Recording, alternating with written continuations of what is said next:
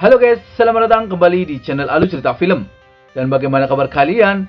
Tentunya Mimin selalu doakan agar kalian dalam keadaan baik dan sehat selalu.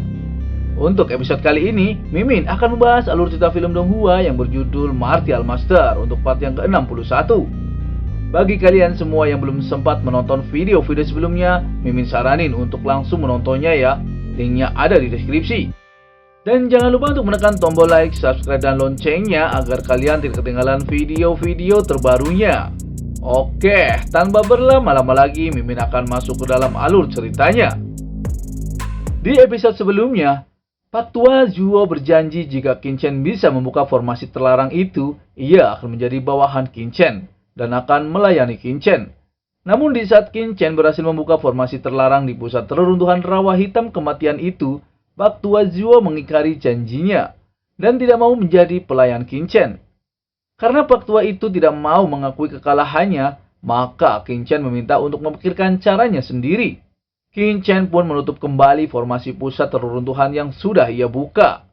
Lalu praktisi perempuan yang bernama Nona Lu Ying mengatakan kepada Qin Chen, meskipun ia tidak tahu banyak tentang formasi, tapi ia juga melihat kalau Qin Chen telah memecahkan formasi tersebut. Dan ia mau menjadi saksi kalau Pak Tua itu kalah. Ia meminta Pak Tua itu memberi hormat kepada Qin Chen sebagai gurunya. Pangeran dari dinasti Zhao yang bernama Zhao Xun pun berkata kepada Pak Tua Zhao Wei karena bersedia bertaruh lebih baik untuk mengakui saja. Di saat bersamaan Tuan Tian Mo dari sekte Iblis Darah pun datang ke pusat reruntuhan.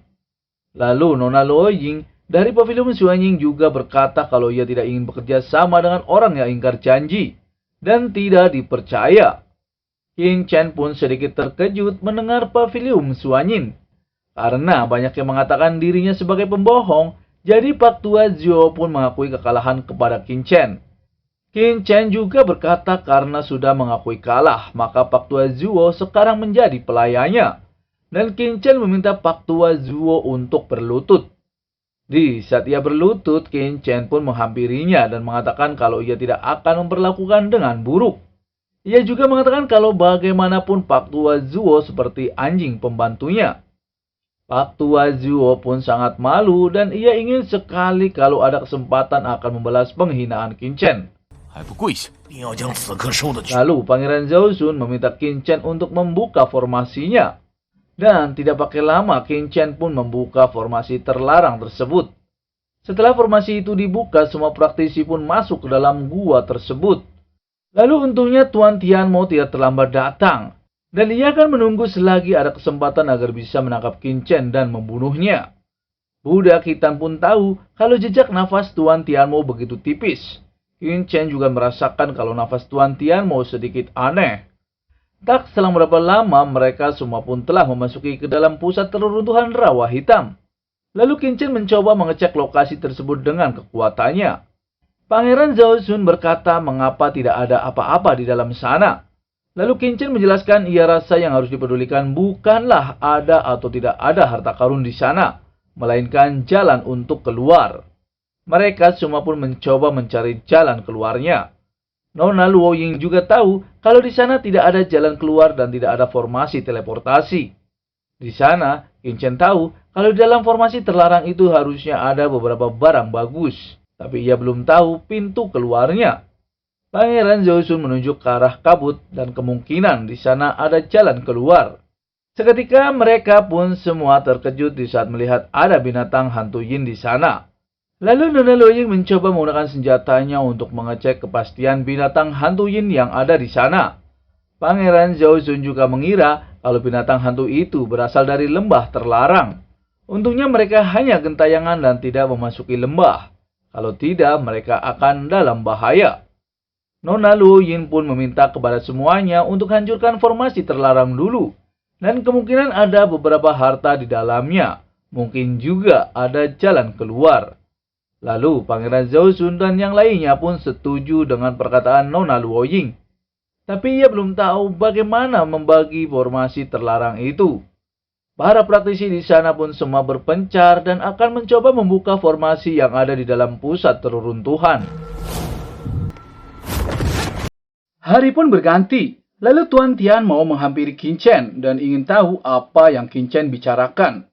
Qin Chen pun menjawab kalau ia tidak tertarik dengan larangan formasi tersebut, dan ia ingin memberikan tempatnya kepada para praktisi yang lainnya. Di sisi lain, Pangeran ke-9 sedikit aneh dengan Qin Chen, karena Qin Chen adalah master formasi, tapi ia tidak tertarik dengan larangan formasi tersebut. Para praktisi yang lainnya pun mencoba membuka formasi larangan untuk mendapatkan harta karun. Tuan Tianmo pun memerintahkan kepada kedua praktisi di sana untuk ikut membantu membuka larangan formasi bersamanya. Dan ia akan memberikan bagian 10% kepada mereka. Ia pun mengancam kepada kedua praktisi itu kalau ia tidak menurutinya. Karena kesenjangan kekuatannya, mereka berdua pun hanya berterima kasih dan menuruti apa kata Tuan Tianmo. Di sana, Qin Chen meminta kepada Pak Tua Zuo untuk membantu Qin Chen menyempurnakan pemurnian bendera formasi bertahan tingkat 6. Qin Chen juga memerintahkan kepada Hainu untuk mengawasi Pak Tua Zuo untuk menuruti dan jangan bertindak gegabah dalam membuat formasinya. Qin Chen dan Pak Tua Zuo pun membuat bendera formasi bertahan di sana. Walaupun dengan sangat terpaksa, Pak Tua Zuo pun membantu Qin Chen dalam pembuatan bendera formasi tersebut. Namun, ia akan menunggu jika ada kesempatan. Ia akan menggunakan rangkaian formasi yang sedang disempurnakan untuk menjebak Qin Chen dan akan membunuhnya. Qin Chen pun memasang bendera formasinya dan mengaktifkannya. Lalu, Pak Tua Zuo merencanakan rencana jahat kepada Qin Chen.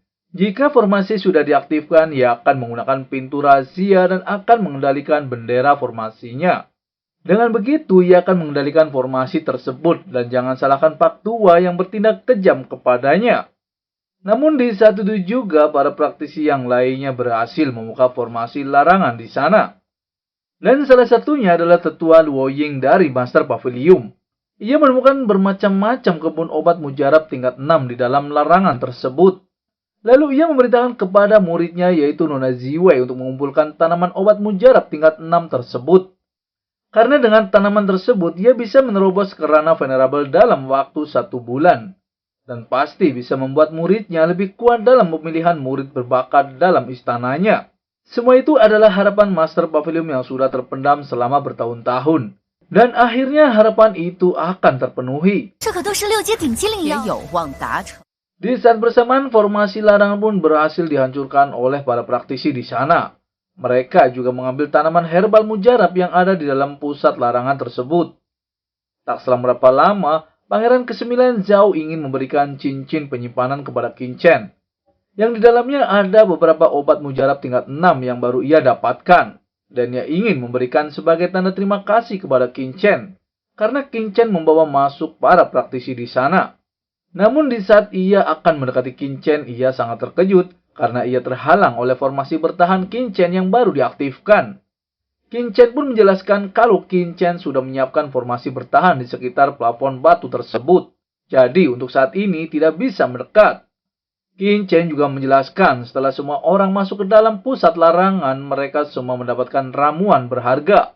Dan sekarang seharusnya sedang mati-matian mencari jalan keluar.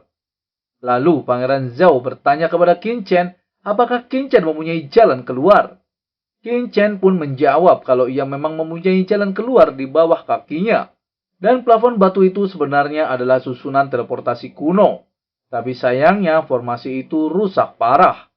Ketika semua praktisi sibuk mencari harta karun di sana, Qin Chen bersusah payah untuk mencoba berusaha memperbaiki dan memahami formasi teleportasi tersebut. Dan akhirnya ia memperbaiki susunan formasi itu. Pangeran ke-9 pun sangat terkejut karena plafon batu di atas Qin Chen ternyata adalah pintu keluar. Ia pun mencoba menembus formasi itu. Namun formasi Qin Chen terlalu kuat dan membuat pangeran terpental. Lalu praktisi perempuan itu tidak tahu apa tujuan yang Qin Chen lakukan. Kenapa Qin Chen memblokir pintu keluar? Qin Chen pun berbalik tanya kepadanya apa maksudnya. Ia juga ingin tanya apa tujuan semuanya. Karena Qin Chen telah bekerja keras untuk memperbaiki formasi teleportasi itu dan butuh waktu beberapa hari dan malam tanpa tidur untuk memperbaikinya. Dan para praktisi yang lainnya hanya ingin mengambil keuntungan saja. Dan hanya ingin menggunakan saja. Bagaimana ada hal baik seperti itu? Lalu bagaimana keseruannya Mimin akan bahas di episode selanjutnya ya. Terima kasih.